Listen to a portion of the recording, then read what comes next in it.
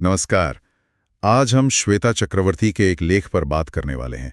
इसका शीर्षक है विवाह, सामाजिक और आध्यात्मिक पूर्णता का आधार।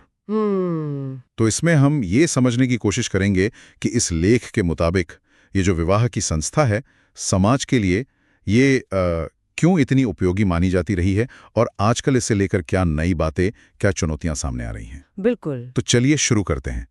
लेख की जो पहली मुझे लगता है बड़ी बात है वो ये कि शादी सिर्फ एक शारीरिक जरूरत नहीं है, हाँ, बल्कि इसे मानसिक और आध्यात्मिक तौर पर मुकम्मल होने का एक रास्ता बताया गया है।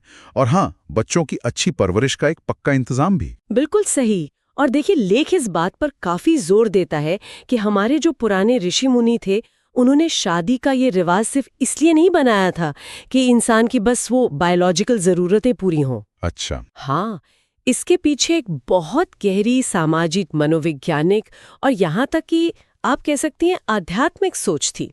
देखिए ना, जानवरों के बच्चे तो काफी जल्दी अपने पैरों पर खड़े हो जाते हैं, पर इंसान के बच्चे को उसको तो बहुत लंबे समय तक देखभाल चाहिए, प्यार चाहिए, सही रास्ता दिखाना होता है। हाँ, ये दिलचस्प नुक्ता है कि कैसे इंसान के बच्चे की ये जो लंबी निर्भरता है उसे ही विवाह संस्था के एक तर्क के तौर पर पेश किया गया है। मतलब ये कि माँ बाप दोनों अपनी जिम्मेदारी निभाएं, कोई एक भाग ना जाए। ये तो एक तरह का सामाजिक कॉन्ट्रैक्ट जैसा हुआ है ना, अगली पीढ़ी के लिए। सही कहा, एक तरह का समझौता। और लेख शादी के कई मकसद भी गिनाता है। पहला तो यही है, समाज में एक स्थिरता लाना। परिवार समाज की इकाई है और लेख के हिसाब से शादी इस इकाई को बनाए रखने में, मजबूत करने में मदद करती है। हाँ, एक ढांचा देती है। हाँ, जिससे समाज में कुछ नियम, कुछ मूल्य बने रहते हैं। और दूसरा, मानसिक और भावनात्मक सुरक्षा भी। हाँ, वो भी बहुत जरूरी है। बिल्कुल।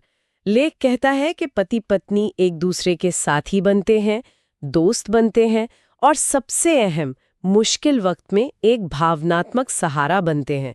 जिंदगी के उतार चढ़ाव में ये साथ बहुत मायने रखता है। सही बात। और फिर वो बच्चों की सही परवरिश वाला पॉइंट बिल्कुल भी बहुत अहम है। मतलब सिर्फ जन्म देना नहीं, बल्कि उनको अच्छे संस्कार देना, सही तालीम देना। बिल्कुल। और इसमें माँ और बाप दोनों की भूमिका होती है। यहाँ एक और दिलचस्प पहलू है, हमारी परंपरा में इसे गृहस्थ आश्रम कहा गया है। हाँ, गृहस्थ आश्रम। और इसे तो बाकी सभी आश्रमों से भी ऊंचा दर्जा दिया गया है ना। ये वो स्टेज है जहां इंसान जिंदगी के 4 पुरुषार्थ यानी धर्म, अर्थ, काम और मोक्ष, इनको साधने की कोशिश करता है। तो लेख इसे सिर्फ शारीरिक नहीं, बल्कि आत्मा का मिलन भी मानता है। और एक और बात, शादी से बच्चों को समाज में एक पहचान मिलती है, एक जगह मिलती है। अच्छा, अब लेख एक और मुद्दे पर भी आता है जो आजकल काफी चर्चा में रहता है, लिव इन रिलेशनशिप्स। हाँ, और यहाँ ये साफ करना जरूरी है कि ये जो हम बता रहे हैं, ये लेख का अपना विश्लेषण है, उनका तर्क है। बिल्कुल, ये लेख का दृष्टिकोण है। हाँ, तो लेख का तर्क है कि ऐसे रिश्तों में अक्सर वो सामाजिक सुरक्षा या भविष्य की गारंटी नहीं होती जो शादी में मानी जाती है। लेख ये भी कहता है, और ये उनका नजरिया है, कि इससे जन्मे बच्चों को कभी कभी समाज में पूरी तरह से स्वीकृति मिलने में दिक्कत आ सकती है। स्रोत कुछ और बातें भी रेखांकित करता है, जैसे शादी इंसान को जिम्मेदारी लेना सिखाती है, कॉम्प्रोमाइज करना यानी समझौता करना सिखाती है, सहयोग करना सिखाती है। हाँ, ये सब तो है। ये 2 परिवारों के बीच एक पुल का काम भी करती है, जिससे रिश्तेदारी का एक पूरा नेटवर्क बनता है।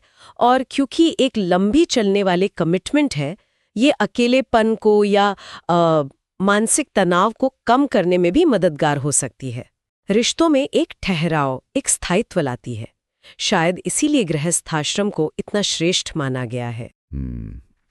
तो फिर इस सब का निचोड़ क्या है? मतलब अगर हम इस लेख की बात माने तो शादी सिर्फ एक परंपरा या रस्म नहीं है। नहीं, बिल्कुल नहीं। ये उससे कहीं बढ़कर है, मन की, दिल की और आत्मा की पूर्णता का एक माध्यम है। और समाज में अनुशासन, संतुलन और अच्छे संस्कार, इनके विकास के लिए इसे एक जरूरी बुनियाद बताया गया है। हाँ, निष्कर्ष यही निकलता है कि इस लेख के नजरिए से देखें तो विवाह व्यक्तिगत और सामाजिक दोनों तरह के विकास का आधार है। हाँ। इसमें कर्तव्य है, प्रेम है, त्याग है, मर्यादा है, ये सब चीजें मिलकर इसे बनाती हैं।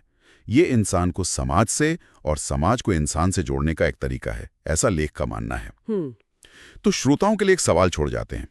शादी के इस पारंपरिक दृष्टिकोण और इसके महत्व को ध्यान में रखते हुए आज के इस बदलते दौर में जो नए तरह के रिश्ते बन रहे हैं वो कैसे विकसित हो सकते हैं, कैसे उनमें एक संतुलन बन सकता है जहां लोगों की अपनी आज़ादी भी रहे और जो सामाजिक ढांचे की ज़रूरतें हैं वो भी पूरी हों। ये सोचने वाली बात